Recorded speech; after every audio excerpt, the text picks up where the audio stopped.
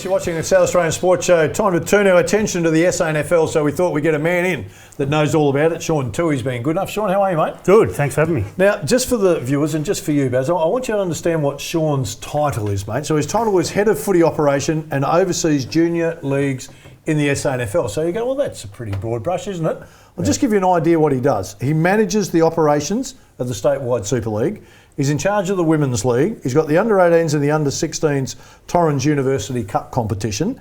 He oversees the National Pharmacies SANFL competition. He's got the junior comps, which has only got 12,000 players in it at the moment.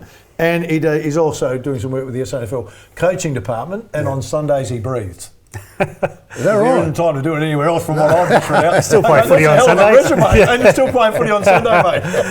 It's a big role, but we have a fantastic team and crew behind us that do a lot of work. And Sounds like you need a team behind you, mate. Yeah. Well, we do, and we love our footy, and that's why we're there. Well, and, that's it, isn't it? it's a great job to have. So, it. and it's a big responsibility also. So when you look at those participation numbers you mentioned, Phil. So 12,000. Yeah, well, it's actually up to 14,000 by the time June 30 came around in junior registrations, boys and girls. And that's just juniors in metropolitan Adelaide. So we're proud of the competitions, and just finished up with the grand finals on the weekend across 5 SANFL venues, all run at once. So it was a massive operation for the juniors team, and they did a great job. And mate, has there been an influx of women? Has there been a massive rise in the last couple of years? Absolutely, 100%. It's been year on year. We're talking, 15% growth in junior female participation, and we expect that to continue. We've got a SANFL schools competition where we try to introduce them to the game through school and then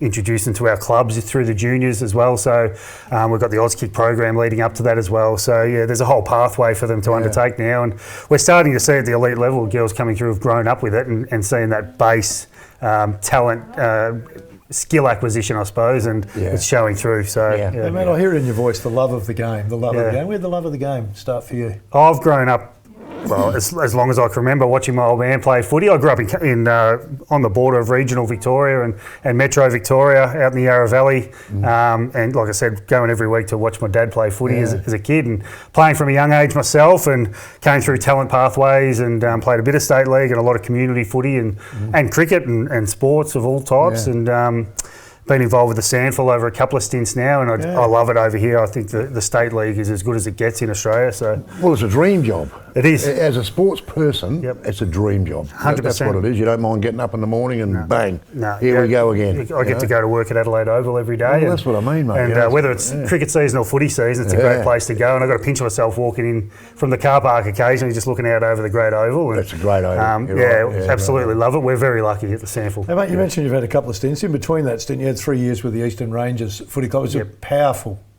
footy club to be involved with. Yes. What was that experience like? I loved it, and that's the exact pathway that I came through as a young fella. So it was good to go back there and be at the other end. And I worked closely with Darren Buick, former Essendon champion, who was 10-year coach of the Eastern Rangers, 11-year coach of the Eastern Rangers, premiership coach, and just developed so many quality young footballers, but also individuals. And it's a fantastic experience working with young, motivated athletes, male and female. We had 7 females drafted into the AFLW in those 3 years, and a couple of boys as well. So, it was a fantastic experience and prepared me well for my current role. Mate, I've got to ask you this, because the Under-18s on the weekend, the Eagles beat the Bays, who were red-hot, steaming favourites, after beating, I think, the Eagles by 50-odd points, or something in the second semi. Their coach, the Eagles coach, a guy called Shane Reardon. Now, he's been around for quite a while, but I've got a feeling he might have coached 7, maybe 8 flags. It's multiple premierships. I mean, that guy doesn't get a lot of press or whatever, but I just noticed when I looked at it, there he is again. That's Shane Reardon, and he's got the Under-18s. That's a big turnaround, because they struggled in the prelim for a while too, didn't they? The Eagles. They did a little. 5 goals down at quarter time or something. Yeah, they did. I was at that second semi. Glenelg were unbelievable in the first half. They were 9 goals up at half time. And it's a 69-point turnaround to the grand final. So it's amazing, isn't it? But that guy, I don't know whether he's got aspirations of higher honours or whatever, Shane, but gee whiz, he's got I just would like to see his record, because it was It's unbelievable, Yeah, really. he'd be more than capable, and he's got a great reputation in South Australian footy. Yeah. Strong passion for talent development. Maybe he just loves what he does. He gets to work with a different group of young men every year as they cycle through. You know, that's a difference to being a senior coach, where you're not working with the same core group every year, and you get to develop a new group as you come through, and he clearly does it really well. Yeah, he does it very well. Yeah. Mate, let's talk about the SANFL, because last weekend, mate, the Eagles got over Glenelg, who had been on that unbelievable winning streak until Port got them, and they've lost this one. Yep. And then we had South and Norwood, and South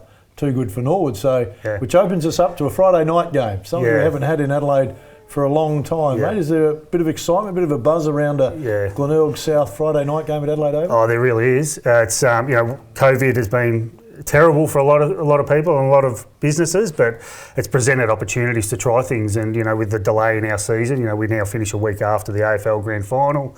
There's an AFL bye last week, and of course this Friday there's no footy on anywhere in the country, so we saw an opportunity to play a Friday night game. 7:15. Yeah, prime time. So so we're really looking forward to it. It's a great opportunity, and I'm sure the players. Well, I know the players are super excited to get out on Adelaide Oval under lights. Oh, they would be, wouldn't they? As you said, it's a great ground. Whether it be cricket or footy, it is just it's an amazing ground just to walk on. Walk through a gate and walk onto the Adelaide Oval. If you haven't done it, I don't care what sport you play. You walk on that ground, and there's something about it. You just go, whoa, here we go. Yeah, you feel it straight away, don't you? You feel the history and what it means to a lot of people. So it's great. Mate, the COVID year for you, it's been disruptive for everyone. How have you found the extra workload throwing in some COVID? Oh, we might not be able to get a crowd in. We might not be able to play.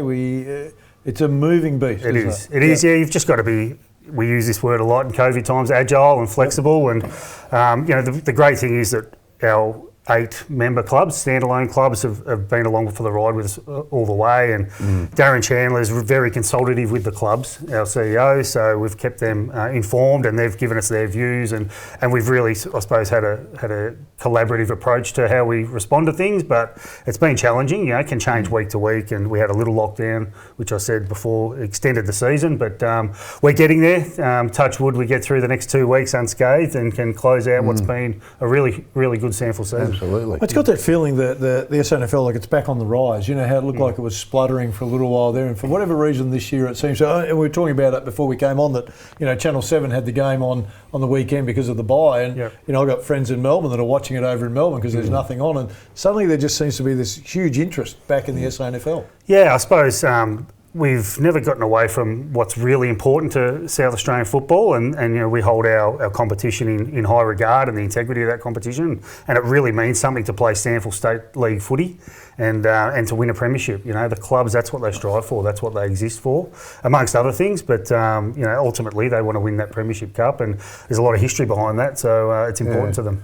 And of course now we get to have a grand final on the long weekend. Something that hasn't happened for a while, so that's a big bonus for the SANFL. We've wound back the clock a little bit now. I don't think that's happened since the old footy park day. So it's the first time it gets happened at Adelaide Oval on the Sunday of the long weekend, a week after the AFL Grand Final, which again gives us some clear air from other leagues. I think the Waffle Grand Final was the day before. Yes, it is. So we're the last one in the country to finalise. So who plays in it? Oh, it's tough. South have hit their straps at the right time. Jared Wright's got them going really well. They've lost Matt Broadbent, it looks like. I'm not 100% sure on that, but they won without him on the weekend. But geez, it's hard to go past Glenelg, getting over them to come and play the Eagles again. We saw 10 minutes of high-speed, high-intensity footy from them that nearly got them over the line last week. So we did. So it's a great opportunity for them to play off in another grand final. Mate, we appreciate you coming in too, Sean. You need to get to the footy Friday night, Adelaide Oval. The Bay's up against South. It will be a beauty. 7:15. Get down there and see a great brand of footy. Stay with us. Still more to come. Piece of cake. Well done, mate. Beautiful. Thanks, Still guys. playing, mate? No. Sorry, the juniors.